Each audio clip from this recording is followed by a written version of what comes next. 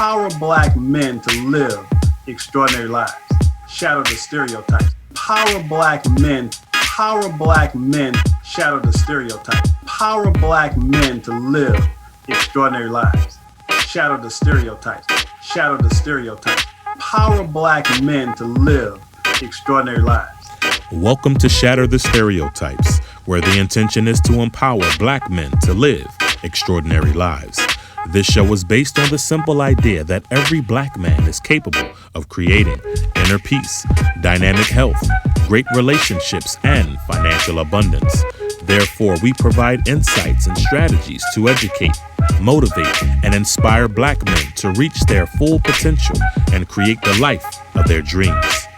So if you're ready for some high-octane motivation and inspiration that supports and empowers you to live the life you were born to live, get ready to shatter the stereotypes so you can build a life that lights you up and positively impacts the world.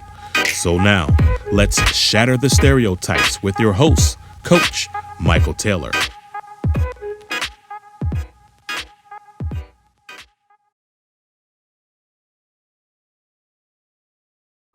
Hello and welcome to Shatter the Stereotypes, where our intention is to empower Black men to live extraordinary lives.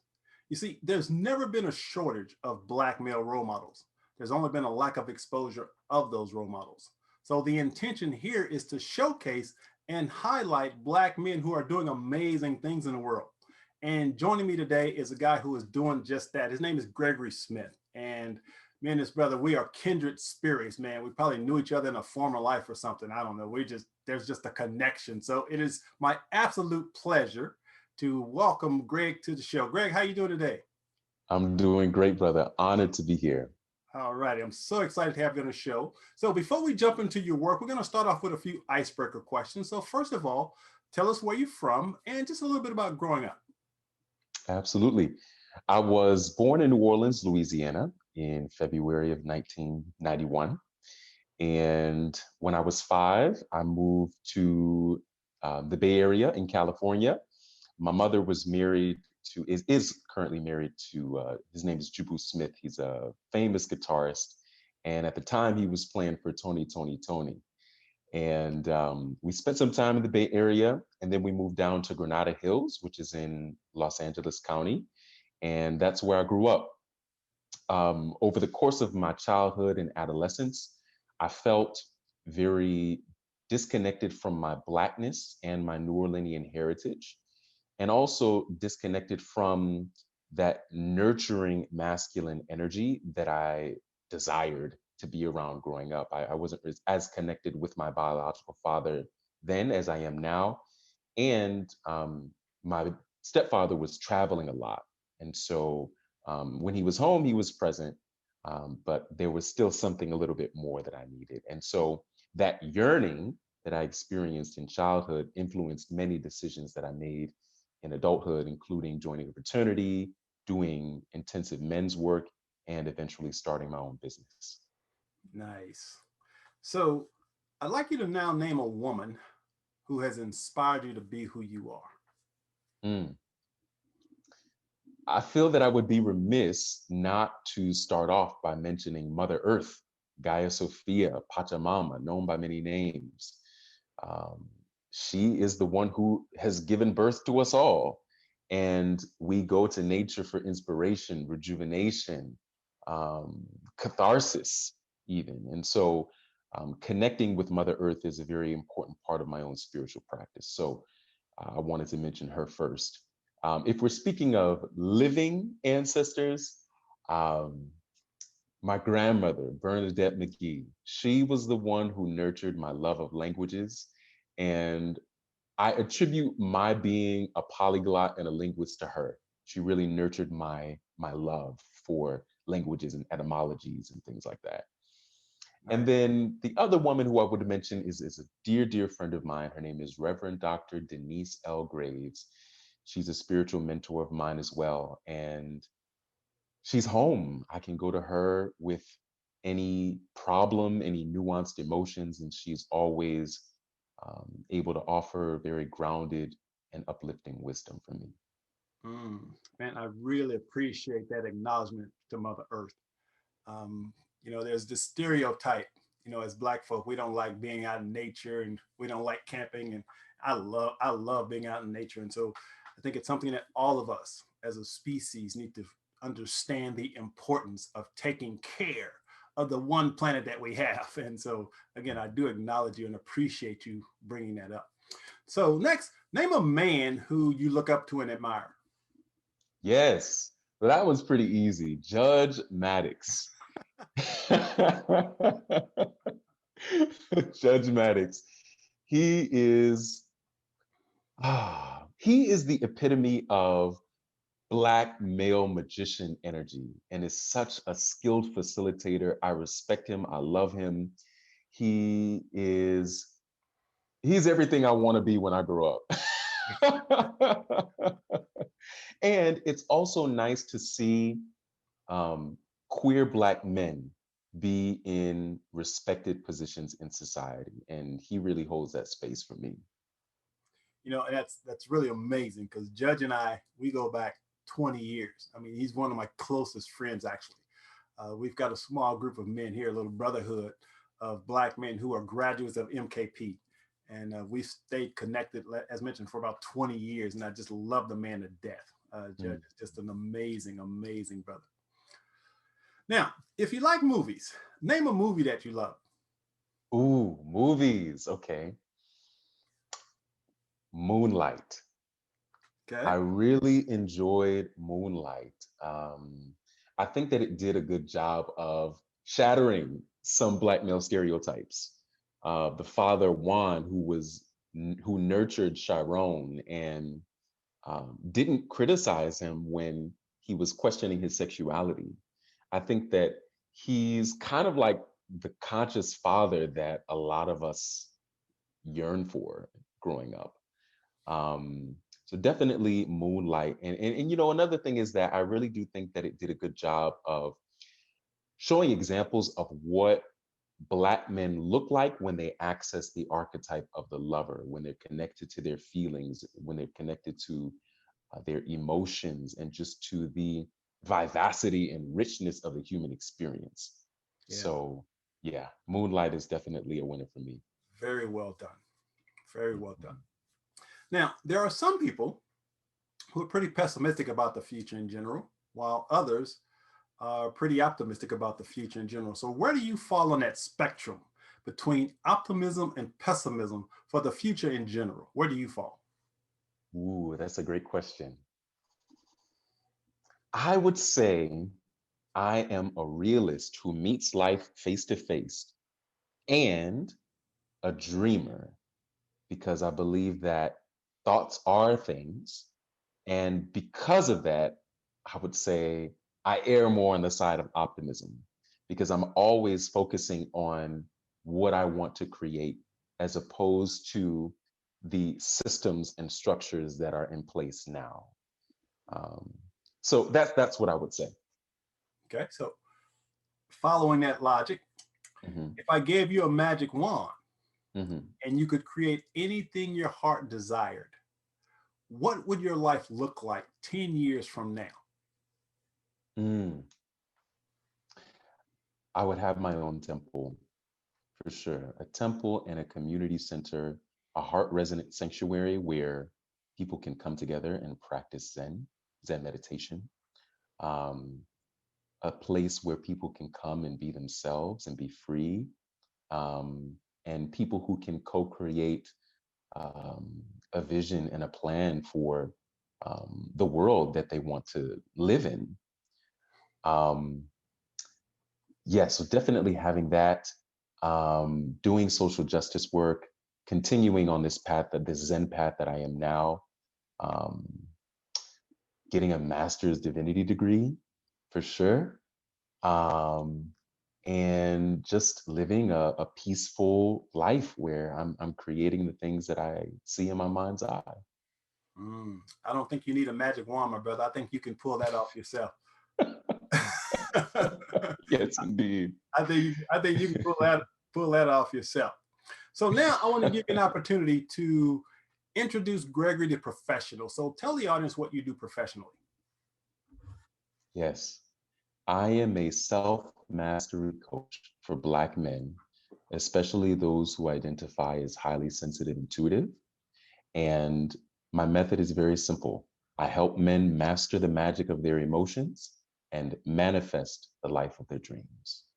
Also, I started an audiobook company a year ago called Zen Productions, where I take the literature of our tradition and turn them into audiobooks in order to make them accessible to as many people as possible. Nice. Nice. Okay. So I want to touch base on you and these languages. I'm really Mm, impressed, number one, with your love of languages. And how many languages do you speak? 5. Five, five, five languages. See, that obviously shadows that whole stereotype about Black men and intelligence.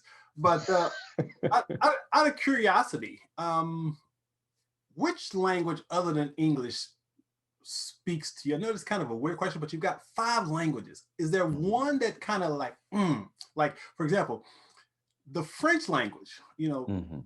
it just, there's something sexy about it, that Mm. I remember when I was, thinking about finding my soulmate. One of the things I want to do, I said, man, maybe I'll go to France and find me a woman that speaks French. Because I just love that language. I don't have to speak Mm. it, just to hear it. So is there a language that really kind of speaks to you that way? Ooh. All of them speak to me in different ways, and I feel like I tap into different sides of my personality when I speak them. So I would say Spanish is the first on that list because I connect to this liveliness, this extrovertedness in me, to more so than English, I think.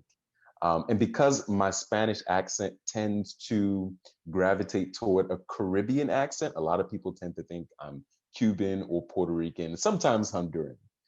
Um, so yeah, Spanish for sure. Um, when I speak Portuguese, I feel a musicality come up within me. And it is Brazilian Portuguese, mind you, which is different from European Portuguese, which sounds more like a Slavic language like Russian. And there are many linguistic commonalities between the two. When I speak German, I feel very straightforward and philosophical. And I'm learning Vietnamese now. And and I would say because hierarchy and recognition of social status is rooted in the language, I feel a bit more subdued, Hmm. and I'm more aware of how loudly I speak, especially around elders or people who I would be required to give respect to or show respect to. So there's a quieting of myself that happens when I speak Vietnamese. Hmm. So give us a taste of that Spanish, Brazilian, Portuguese, something. Just put something out there for us. Sure. Is there something in particular you'd like me to say? Whatever you feel cool with. Okay. Okay. Um, yo nací en 1991. Pasé la mayor parte de mi vida en Los Ángeles, California, y me crié en un lugar que se llamaba Granada Hills. Me mudé a New Orleans en 2009, asistí a la Universidad Loyola y después me mudé al templo en Zen y pasé 3 años ahí y me gradué de la universidad en 2016. So yeah, that's Spanish. Outstanding. Outstanding. Now, see, you become the language. Mhm. That to me was so authentic, so real. It's like, damn. you know, so really, sometimes when people talk of this, say a different language, they still have, I guess, their original language kind of in it. But Mhm. you incorporate, you became Spanish. That was beautiful. Thank you. That was absolutely beautiful. So, Thank you. so let's talk about. We're going to talk a little bit about male transformation. Mm. And so I have come to know, and this is my experience, that there are only 2 things that will cause a man to want to change. One is pain, and the other is what I call divine discontent, which is just that internal feeling, that knowing that something's just off and I need to change. What started you on your transformational journey? Was it pain or was it that divine discontent? Mm. I would say I leaned more toward the divine discontent for sure. So spiritual, my the my spiritual journey as it is now, and my existential spiritual crisis, if you will, began in high school around 11th, 12th grade. And I remember I took a class called Search for Self in Contemporary Literature. I went to a very elite high school in West Hills, California. And the final project was to write a self book. We had to respond to a quote by the famous French philosopher Michel Foucault. And that quote was, "From the idea that self is not given to us, we must therefore create ourselves as a work of art." Mm. Right. And so we were given a list of authors to choose from, and I chose Thich Nhat Hanh, the most famous Vietnamese Zen monk in existence today. And the two books that I read by him were The Heart of the Buddha's Teaching and Living Buddha, Living Christ, a sort of comparison between Vietnamese Zen and Christianity. And those two books were the perfect bridge for me that helped address that divine discontent that I was feeling. I was struggling with my sexuality and being comfortable in my own body, and just all of the questions that I had about the nature of the universe. And there was something about the way that he wrote that quelled all of that anxiety within me. And so once I started college in New Orleans, I had to find a place to put that philosophy into practice and address that divine discontent through practice. And it just so happened that the New Orleans Zen Temple was just a streetcar ride away from me. Wow. Wow. I love that book, Living Buddha, Living Christ. Oh, yeah. Love that. Love that. Now, growing up, were you, was your family religious? Yes. Now, New Orleans, Yes. New Orleans, in my mind, I'm thinking probably traditional Christianity, maybe. Is that kind of? Yes. Yes. My father's side of the family is Catholic. I was baptized in the Catholic Church. And my mother's side of the family is Baptist. Um, and when we moved to California, we attended a non denominational church that had a Pentecostal flair. And I attended Christian schools pretty much all my life, except for high school. I went to a Catholic school. So I've been surrounded by Christianity my entire life. Hmm. Now, how difficult was it for you? Because I know growing up Baptist, Mhm. it was a sin to even consider thinking about other religions. You didn't want to talk about Buddha. You just, it was a sin in their eyes from that perspective. So how difficult was it for you to make that transition from traditional Christianity, if you will, to being this open-minded Buddhist thinker? Mm. Yes. Hmm. I remember I kept a lot of my philosophical inquiries to myself in high school for fear that my mother would judge me or prevent me from expanding my horizons. And I remember once I had the gall to tell her that I visited a Jodo Shinshu Buddhist temple.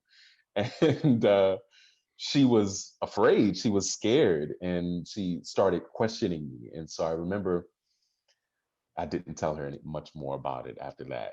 But what's interesting is that my father's side of the family was much more open-minded, especially initially. My grandmother, who's a devout Catholic, Bernadette McGee, who I mentioned in the beginning of the interview, she, when I I came out and told her I was an atheist in high school, and she said, you'll always be my baby, and I'll always love you. you know so I was blessed to have that support. And then as I grew, they actually saw how I changed as a result of Zen practice. They became more open to it. And now my family respects my practice, they support my practice, and I can also see the impact that it's had on them. Mm. Yeah. Yeah. And so for the audience, I want to open a door because a lot of us were brought up in these strict religious upbringings that said we were supposed to believe certain things. The door I want to open is for you to be open-minded enough to question what you may have been brought up to believe. Now, I'm a former atheist also. I was a confirmed atheist for about 3.5, 4 years. And when I say confirmed atheist, I just came to an understanding in my own mind that this thing called God didn't exist. And it wasn't like I was angry or going around telling people what to believe. It's just in my mind, I just could not make sense of God. Now, the reason I couldn't make sense of God is because what I was taught as a child didn't resonate with my soul. Mhm. And so I had to gain the courage to question everything that I was taught. Mhm. Fortunately for me, I was willing to question and just be open minded. And it was after I went on this amazing journey of transformation in which I went through a lot of emotional healing from childhood trauma and just really getting to understand who Michael Taylor really is, that I became open to something greater than myself in the universe. And my first experience with feeling something spiritual came as the result of Buddhist teachings. Mhm. When I first started reading Buddhism and just kind of wrap my head around this thing called God, it was something about the Buddhist teaching that really resonated with me. And so it really helped me shift away from the closed-mindedness that I had as an atheist, Mhm. but it opened that door for me to say, maybe there's a different way to see this. And so I Mhm. really credit Buddhism with being the foundation of my spirituality, because what I learned, what I picked up from Buddhism, the first thing that I loved about Buddhism is that they don't tell you what you're supposed to believe. Mhm. Whereas Christianity was like, if you don't believe this, you're going to burn in hell, that kind of thing.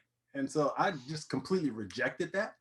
Mhm. But what Buddhism did was, again, it just opened that door for me to be open minded to the possibility that there was something I didn't understand about God. Mhm.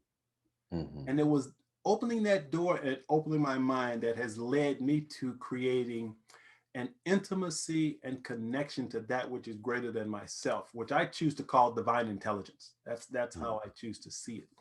So for those of you who are watching and listening, again, just be open-minded. Be willing to trust your own soul. So as we're speaking right now, we're going to talk a little bit about Buddhism and God and other things, but I just want you to not be afraid Mhm. to consider other possibilities.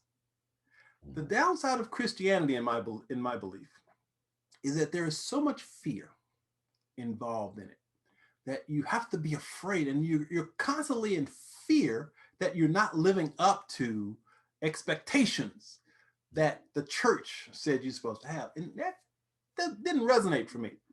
So once again, just be open-minded and just realize that this is a door. And we're not here trying to tell you what to believe. We're simply giving you an opportunity to be open to a possibility that you may not have been open to. So with that being said, I want to, Greg, from your perspective, um, and I know this is kind of a difficult question, but how would you define Buddhism? What's that mean to you? Mm. Yes. Buddhism, or Zen Buddhism for me, is a practical methodology by which one disciplines the mind in order to mitigate the suffering of a human experience. Oh, wow. I'm glad I recorded Zen, that.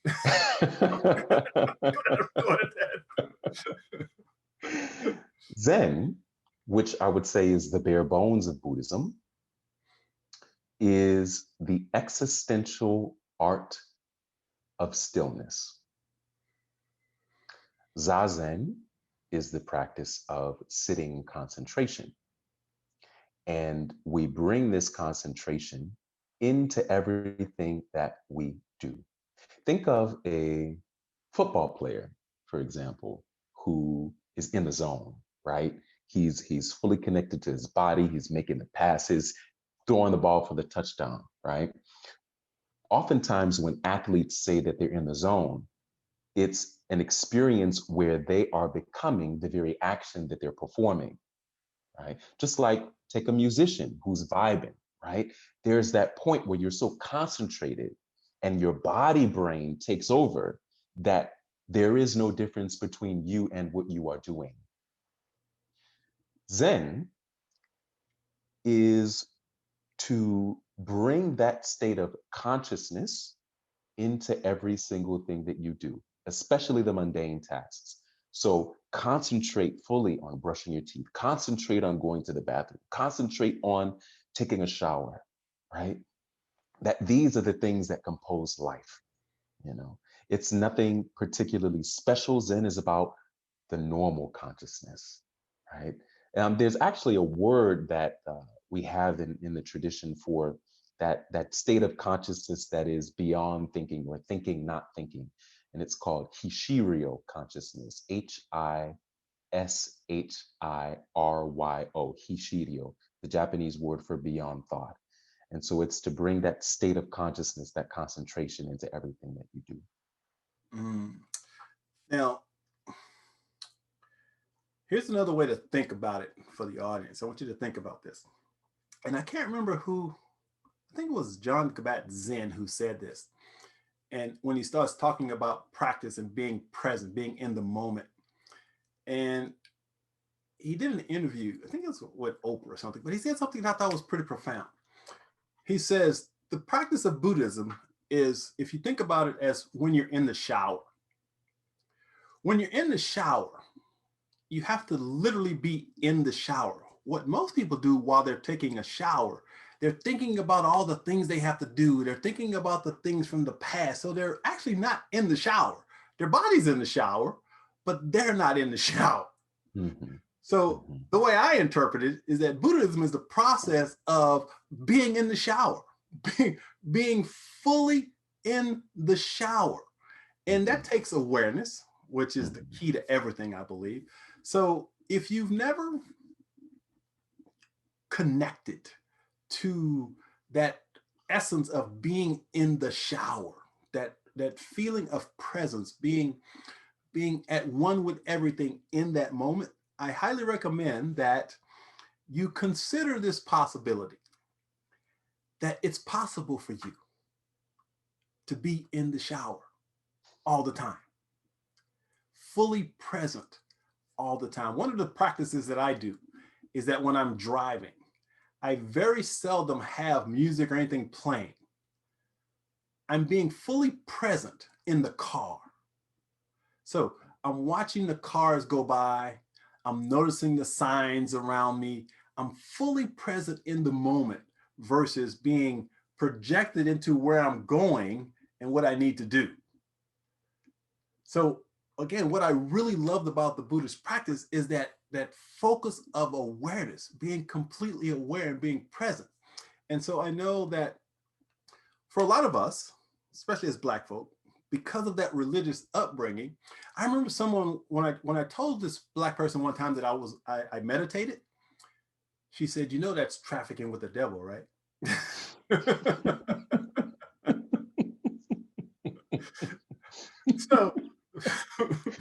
So I want you to, again, we're talking about opening the door, being open-minded. So Greg, I want you to talk about meditation and why that's so important. Yes. You could say that we Zen Buddhists take that quote from the Bible that says, "Be still and know," literally. right? Some people put it this way: prayer is talking to God, meditation is listening to God. And we have two ears, so we should listen more than we speak, right? So for Zen practitioners, and I'm a part of a lineage that emphasizes a certain principle within meditation, which is mushotoku, right? So we draw a distinction between what we do practicing zazen or Zen meditation and other many different types of meditation. So for Zen practitioners, zazen is objectless, meaning that when you're sitting, you're not focusing on a particular mantra, you're not focusing on um, uh, what have you, anything that comes up. It's about posture, breathing, and attitude of mind. And that attitude of mind is called mushotoku, which means no goal, no gain. There's nothing to get out of it. You're not trying to become a great person. You're not trying to become an enlightened being. You're forgetting about all of those conceptualizations and just sitting. And the word that we use for that is shikantaza, just sitting, right? Um, and that's it. It's really simple, and one should not seek to benefit from it, because that becomes another aim, that becomes another thing outside of the present moment to strive for.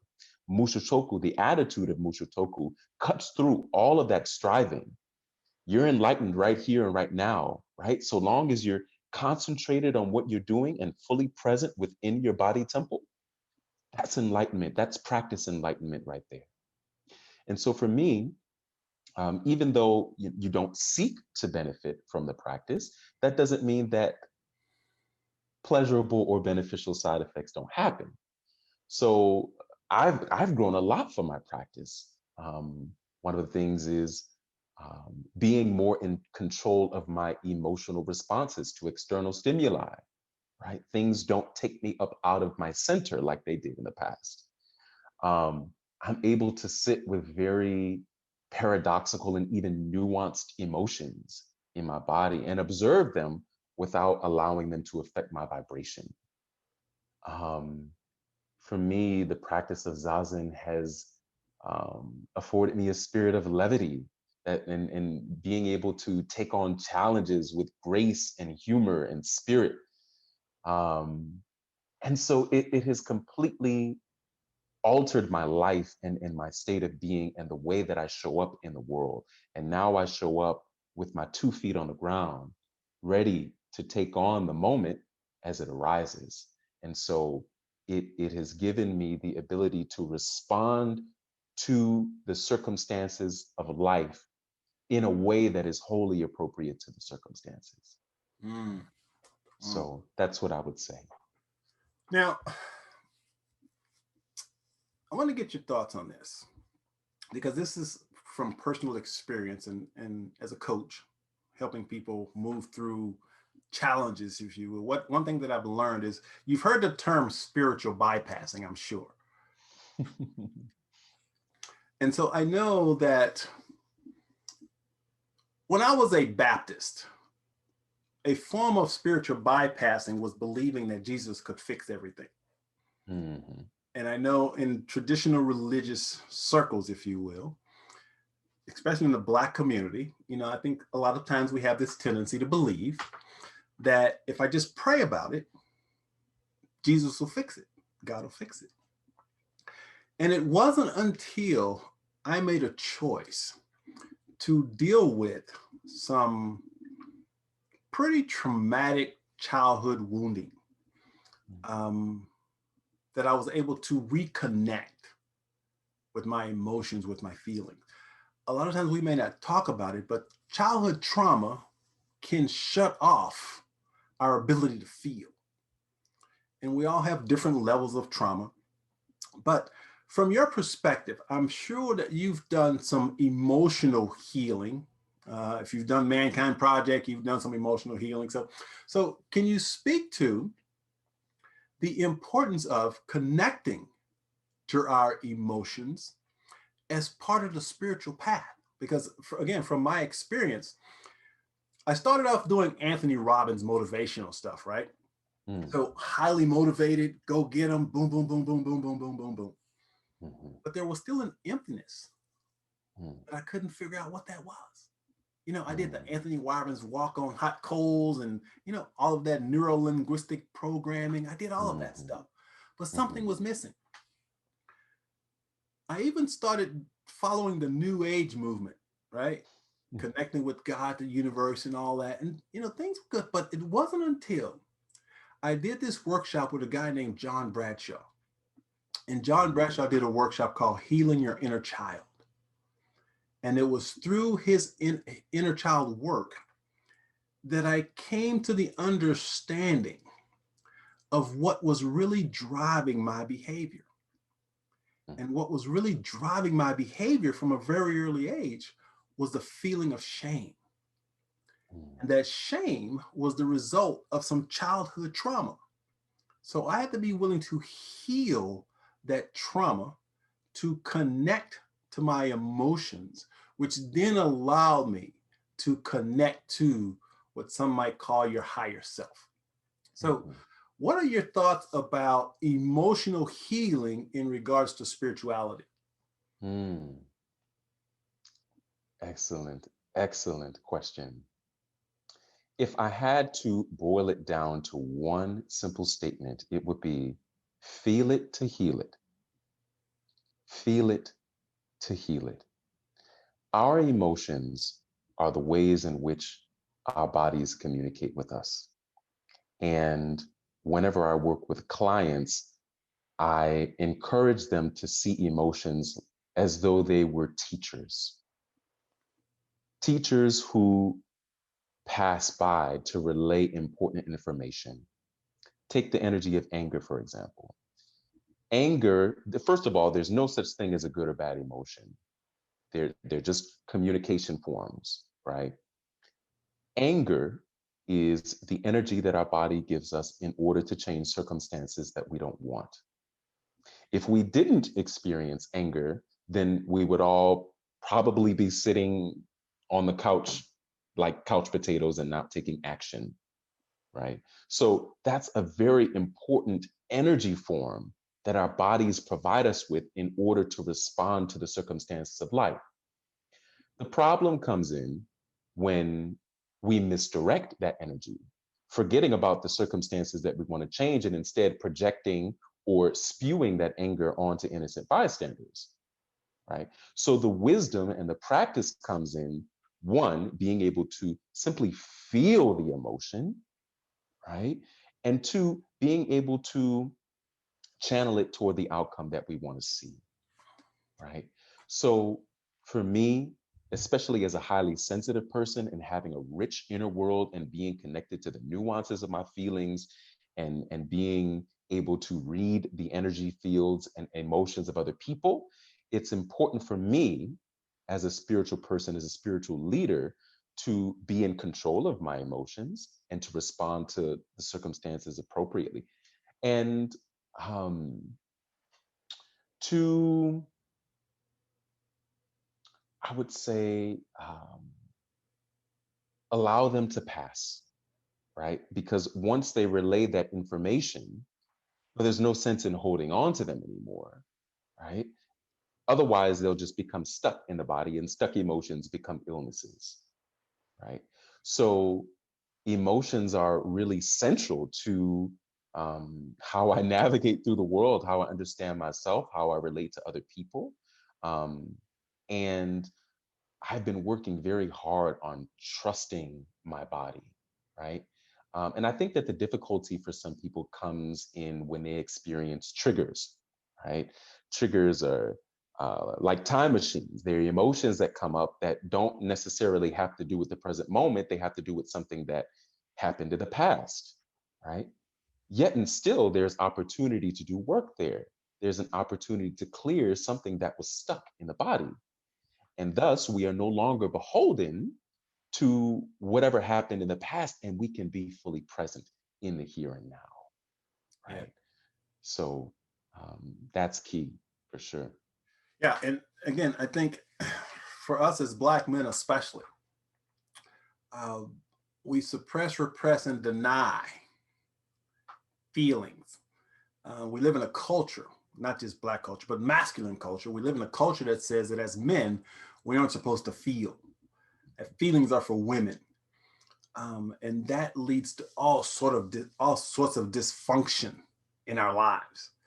I don't think there's anything more important for a human being than to be able to identify and recognize the emotions, the feelings that are moving through them. Because if you can't feel, you miss the whole point of being alive, because being alive is a feeling. Mm-hmm. And so for us, again, as Black men, especially when you look at the conditioning, the external narrative that says, Black men are all angry and violent. We don't talk about feelings of sadness or feelings of fear. Those are all energies in motion. They're just energies in motion. They're just feelings. And so it's imperative for us as Black men to get comfortable doing our inner work to get in touch with our emotions. I've been saying this since 94. I wrote my very first book back in 1994. And I was attacked and ostracized and vilified and accused of trying to be white because I was talking about emotional healing. But as Black men, we have to be willing to go there. There's nothing out there that's going to save us or fix us. It's all in here and in here. And so connecting with that which is greater than ourselves is an inside job. It's an inner process. And one of my favorite sayings is, if you don't go within, you will always go without. And so going within is that process of connecting to that which is greater than ourselves. And as mentioned, I don't think what you call it matters. You can call it whatever you want to call it, but it's there. It's that there is a spark of divinity in you. Yes. That you must be willing to access. And so people like myself, people like Gregory, our job is to support you in connecting to that. Doesn't mean we're better than you, doesn't mean we're different.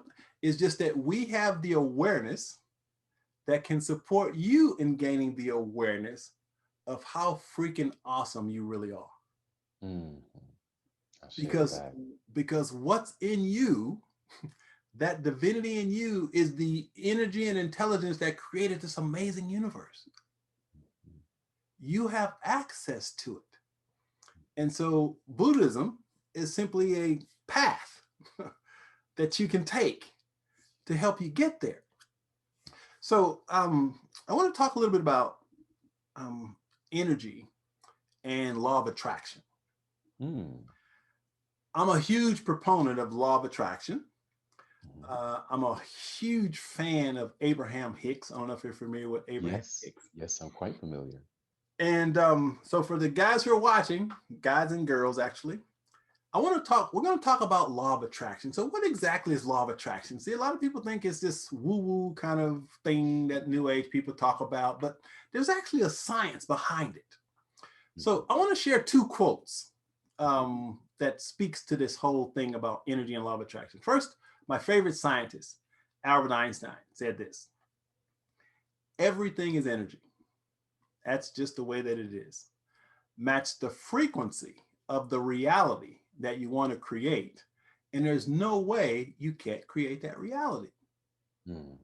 And he said, this isn't philosophy.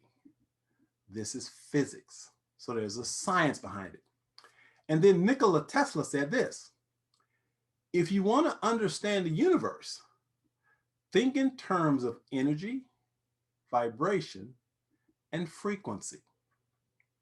So if you take those two quotes, what I believe, again, this is Michael Taylor's belief, everything is energy.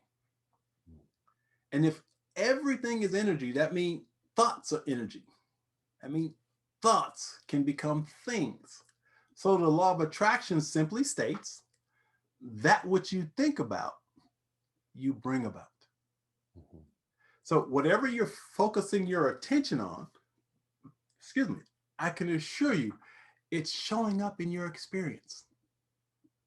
And so, as Black men, we have this challenge because the external narrative of us is so negative. A lot of us fall into the trap of that negative energy.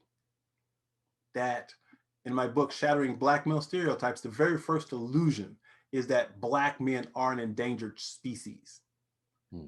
And unfortunately, a lot of Black men have this mentality because if you look at what you see on television, the George Floyd killings and so forth and so on, it's easy to see how some Black men might hold this belief that we're under attack and the world is out to get us. If we hold that thought, that belief in our minds, it's going to create an energy. Hmm. And what's going to show up in our lives is everything that's associated with that belief.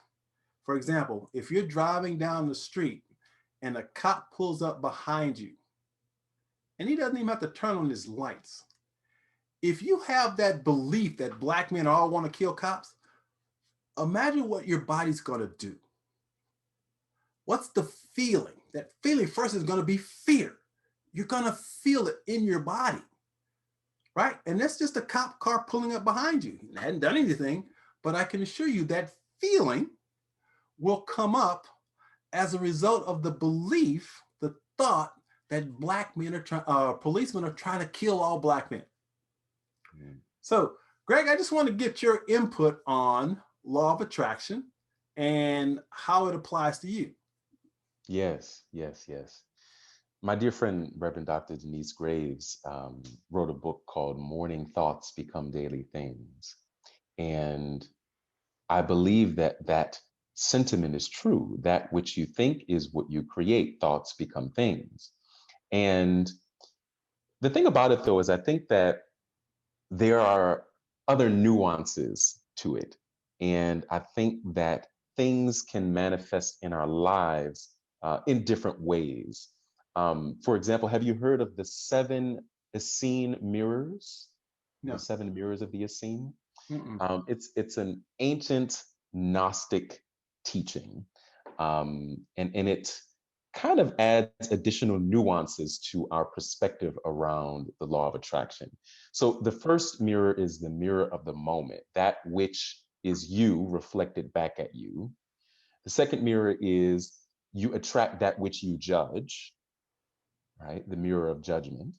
The third mirror is you attract that which you lost, gave away, or you attract something that was stolen from you. The fourth mirror is the mirror of the forgotten love. Um, Five is the mother-father relationship. We attract certain people who have aspects of our mothers and fathers, right? Because we're trying to heal those fragmented part of ourselves that were not nurtured by our parents. The sixth one is the quest into darkness, or the dark night of the soul, which every human will go through at some point in their lives. And the last one is the mirror of perception. You attract that which you see.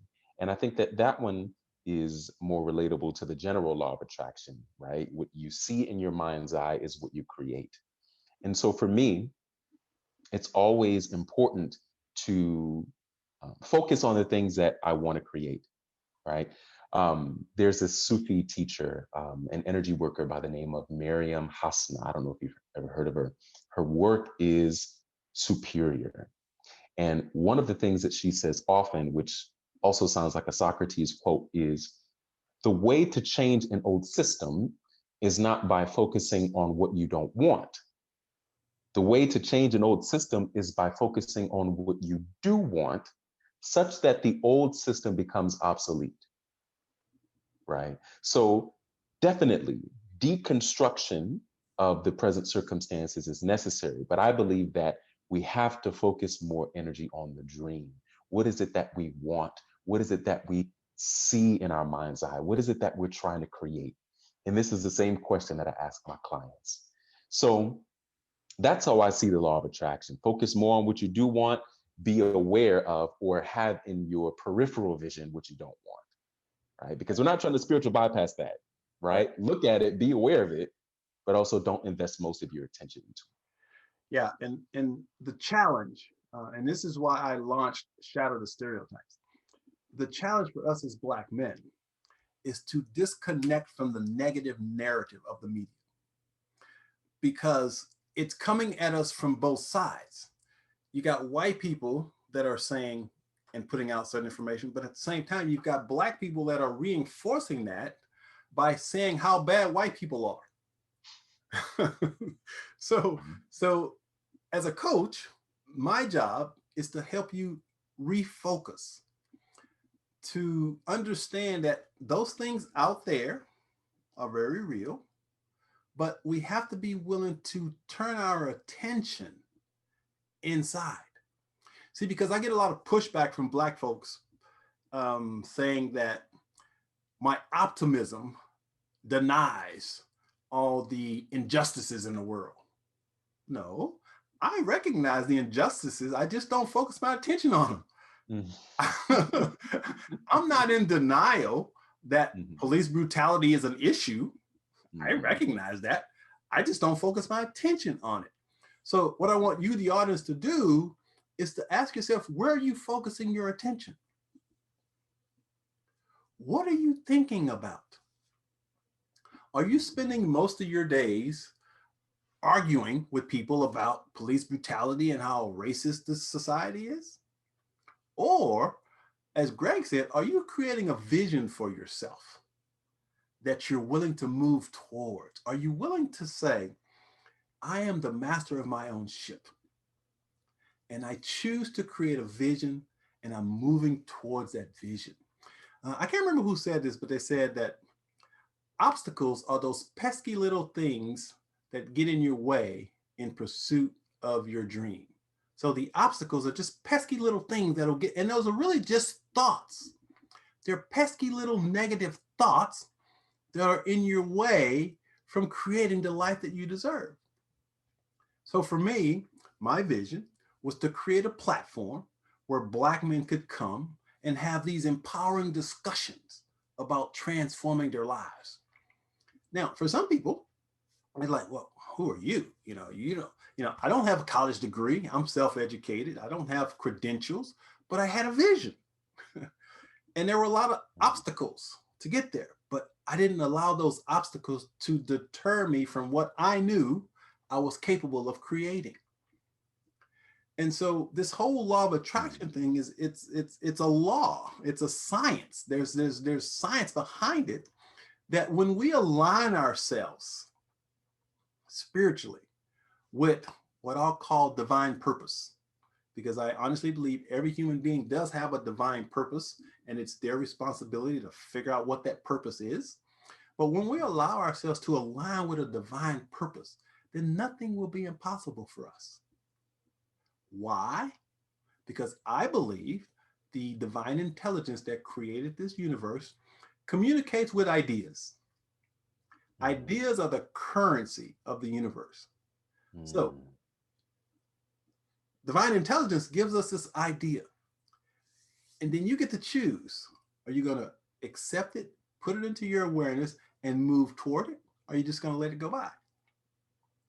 I love what Deepak Chopra said. He said, inherent in every intention and desire are the mechanics for its fulfillment. Mm. In other words, the universe will not even give you an idea with you not having the ability to create it. Mhm. So we have to be willing to tap into those divine ideas and then focus our attention and awareness on creating that. Yes. So that's kind of how the universe works. So as we start to wind down, see, time flies when you're having fun. Um, It really does. do you have any time restrictions? Because we might go over just a little bit. Are you okay? No, I'm okay. Good, fantastic. So I want to kind of, as we're closing out, move to the optimist in me that says anything is possible. See, I just believe that with every fiber of my being. So I want to kind of move to that, because you've said the word create a couple of times. Mhm. And Mhm. so my belief is that as human beings, as spiritual beings, we are creative. Mm-hmm. And we have this amazing gift to create whatever our minds can conceive. We've all heard the saying, whatever the mind can conceive, you can achieve if you really believe. Now, Mm-hmm. I literally believe that. Mm-hmm. Yes. So, Yes. can you speak to the power of creation, how that works? Yes. Hmm. Creation to me is like play. I feel it is our birthright.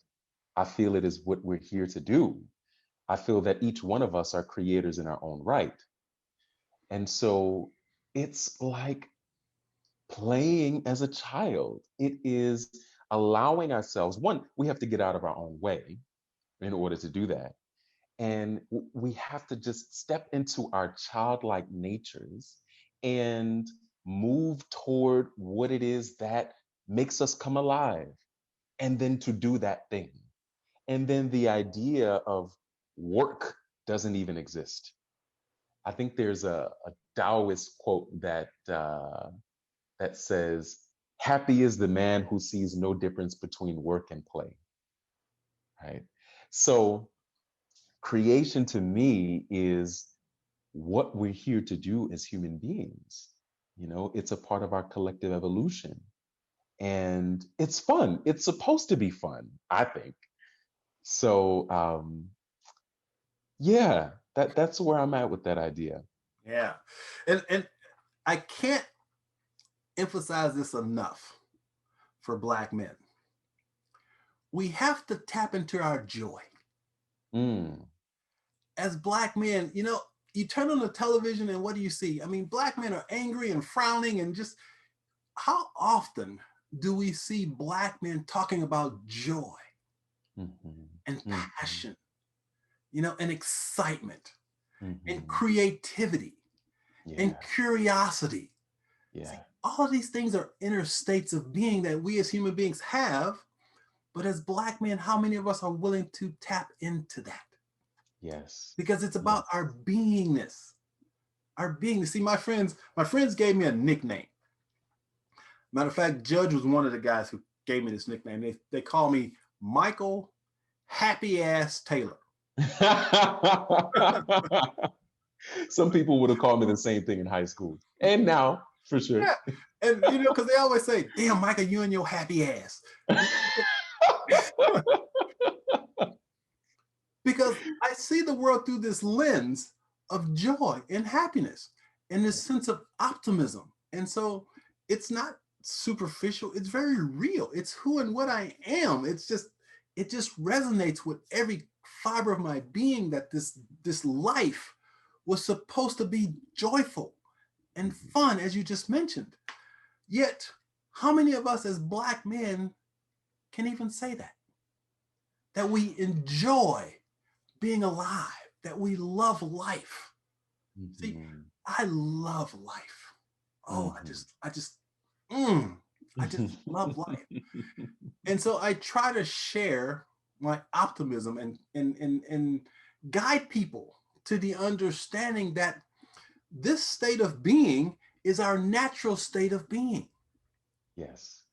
We've been disconnected from it because we pay so much attention to what's going on out there and Yes. don't connect with what's going on in here. Yes. So, Yeah. what I want every Black man to experience is that connection to his authentic self, that Yes. connection to his divine self, because we have access to it. Mhm. But yet, too many times we don't have teachers to help us Mhm. get there. And that's why it's so important to have these types of conversations uh, to let men know that, yes, there are the Black men that think like this. See, that one of the things that back in 1995, in my very first book, it's called Brothers Are You Listening? A Success Guide for the 90s. And the very first chapter was titled The That's What White People Do mentality. Mm. And in that chapter, I talked about, the challenges of being a Black man who simply thinks differently. Mhm. And most of my life, I've been accused of trying to be white because of the way that I think. Same. So you can relate, right? So Yes. So what I'm wanting Black men to recognize is this has nothing to do with ethnicity. It has Mhm. everything to do with who you are as a human being. And once again, I've been attacked and criticized by focusing on saying I'm a human being first and a Black man second. Mm. So Mhm. the intention of this conversation for you as you're watching this is to recognize that you have a divine spark of the universe within you. You have a spark of divinity in you. It is that spark that can support and empower you to do anything, to create anything. It's available to you, but you have to be willing to tap into it, to make your own authentic connection with it. And when Mhm. you do, everything changes for the better. And so, with that being said, Greg, I want to kind of close out. And wow, this has been enlightening for me. I just I just love the energy that you and I share. Yes. The Buddhism obviously is a part of that, but it's just a beautiful connection that I have Mhm. with you. And I just want to say Yes. thank you for showing up as Greg. Oh, wait, before we go, I want to talk about we talked about it at the beginning. So when you become a Buddhist, you come up with these names or whatever. Tell us a little bit about that and the importance of that real quickly. Yes, yes, absolutely. So when you decide that this is my practice, you can take the precepts and do a lay ordination process. And in that process, you sew what's called a rakusu, which is this little bib-like thing that I'm wearing. But actually, it's a small version of the Buddha's robe or the kesa that monks wear around their left shoulders. So you sew your rakusu by hand, you take the precepts and you receive your Dharma name. And the teacher chooses your Dharma name, and it's supposed to um, either exemplify qualities that you have made manifest, or give you something to strive toward. And so my lay name is Reimoku, and it means spiritual silence in Japanese. When you do a monastic ordination, which I did in January of 2017, you sew another rakusu and you take the same precepts in the Soto Zen lineage, and you wear the bigger kesa around your left shoulder along with longer robes. And so you get a monastic name. And so the monastic name that I was given in January of 2017 is Zen Sei, which means Zen voice. So it means Zen voice, spiritual silence. Nice. Now, if a person chooses to investigate Buddhism as a practice, where would you tell them to go to start? Google. Well, now that there are many virtual communities popping up, so one that I would recommend is the Liberated Life Network, Okay. which was started by Reverend Angel Kyoto Williams, who is one of the few Black queer Soto Zen priestesses in existence. So, for sure, the Liberated Life Network. Okay. And also, I would recommend people get in touch with another Black queer priestess. Her name is Zenju Earthlyn Manuel. And if you just go to zenju.org, zenju.org, you're able to locate her. And I'm sure that there might be a Dharma center or meditation in the cities, in most cities. So, And so, if someone has questions they'd like to ask you, how would they contact you? Do you have a website, or how's the best way well, to get in touch with you? yes, so email right now is the best way to contact me. And you can reach me at Zen Friend Urban Monk at gmail.com. Now, Zen Friend Urban Monk, that's your coaching practice. Is that Yes, that okay? So, okay, say that email again one more time. it is Zen Friend Urban Monk, all one word, at gmail.com. All right, and I'll have a link below the video on my podcast site. So if someone wants to link to you, they can just click on it and go. So Beautiful. now I'd like to give you an opportunity just to share some final closing thoughts of wisdom, whatever's on your heart to share with the audience based on whatever you feel is there for you. Yes, yes. So, two things. Paul Newell, who is another Mankind Project brother of ours, and I have started a program called King's College, the Divine Masculine Series. And the aim of this virtual platform is to both nurture and catalyze Black men into embodying healthy, mature, integrated masculinity.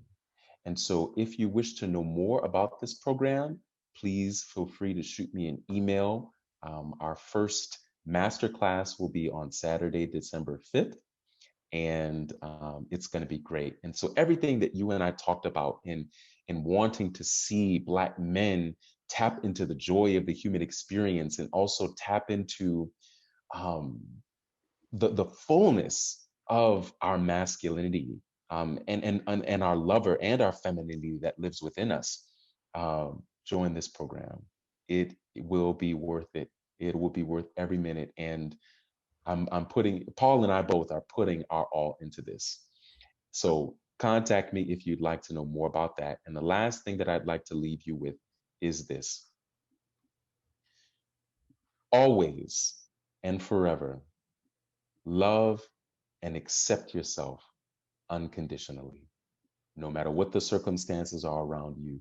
Make that choice to love and radically accept yourself for who you are, and all of your weirdness and all of your quirkiness and all of your intelligence and beauty and brilliance. Love yourself and accept yourself. Mm. That's the message I'll leave you with today.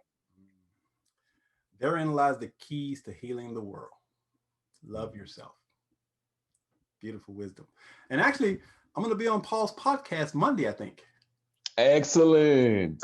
Excellent. I was on it a couple months ago. Yeah, so I'll be on his podcast on Monday. And Paul and I, we had a really cool conversation the other day. We're working on some stuff together too. So again, everything happens for a reason. There's a divine synchronicity Hmm. with us coming together.